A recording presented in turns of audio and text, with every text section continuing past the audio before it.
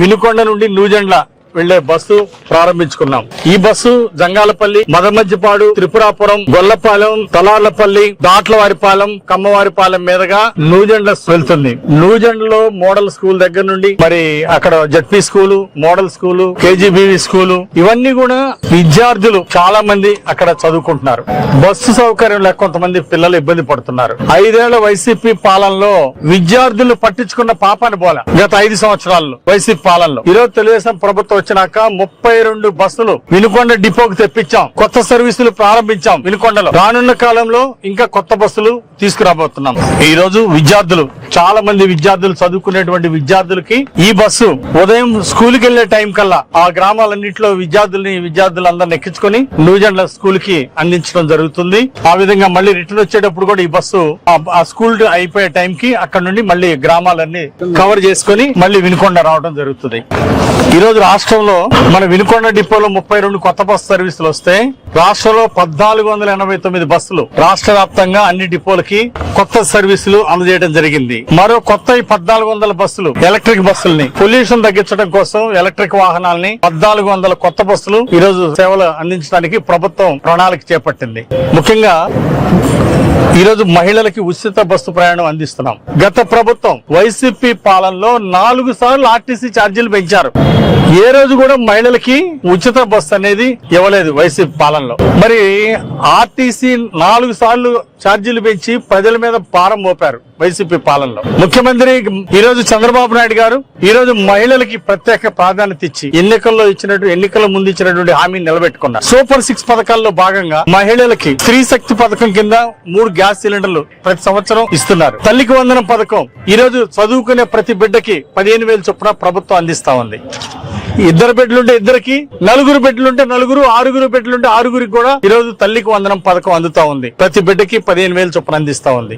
అలాగే ఈ ఉచిత బస్సు ప్రయాణం ఈ రోజు రాష్ట్ర వ్యాప్తంగా మహిళలకి ఎంతో ఉపయోగపడతా ఉంది. మహిళలు చిరు వ్యాపారాలు చేసుకునే మహిళలు ఆర్థిక ప్రగతికి బాటలు వేస్తా ఉంది ఈ ఉచిత బస్సు ప్రయాణం అనేది.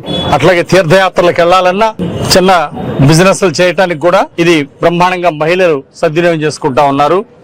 మహిళలకి ప్రత్యేక అభినందనలు తెలియజేస్తున్నా. ఈరోజు గత ప్రభుత్వం ఆర్టీసీ ఛార్జీలు 4 సార్లు పెంచి ప్రజల మీద భారం మోపింది. 7 సార్లు కరెంటు ఛార్జీలు పెంచి వైసీపీ పాలనలో. దీనికి ఈరోజు జగన్మోహన్ రెడ్డి వైఫల్యాలు కప్పిపుచ్చుకోవడం. అట్లా ఈ రోజు అమరావతి రాజధాని శరవేగంతో అమరావతి రాజధాని అభివృద్ధి చెందుతా ఉంది. 1000 కోట్లతో నిర్మాణాలు ముందుకు పోతా ఉన్నాయి. అదే విధంగా వచ్చే నవంబర్ కల్లా పోలవరం ప్రాజెక్టు పూర్తి కాబోతా ఉంది. ఇంకో పక్క వెలుగొండ ప్రాజెక్టు పనులు వేగంగా నడుస్తున్నాయి. ఈ రోజు రాష్ట్రంలో 24 ప్రాజెక్టులు త్వరితగతిన పూర్తి చేయాలని, సాగునీటి ప్రాజెక్టులు పూర్తి చేయాలని ఒక సంకల్పంతో ప్రభుత్వం ముందుకెళ్తా ఉంది.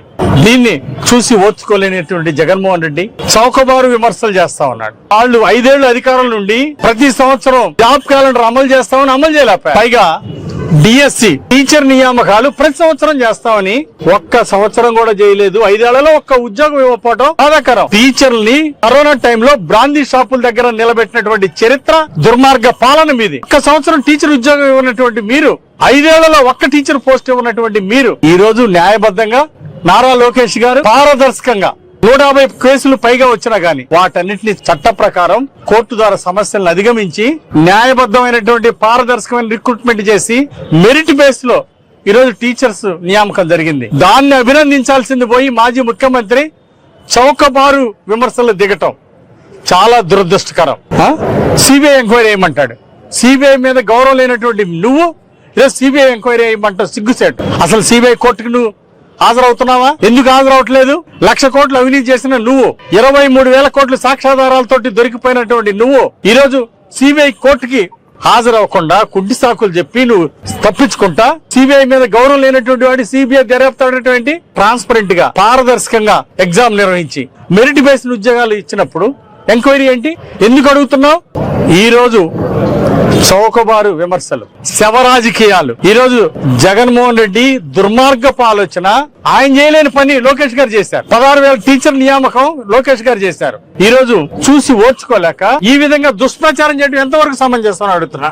తప్పుడు ప్రచారం, దుష్ప్రచారం, డిఎస్సి మీద, టీచర్ల నియామకం మీద దుష్ప్రచారం చేయటం సిగ్గుచేటు. ఇంతకంటే దిగజారుతనం ఏముంది?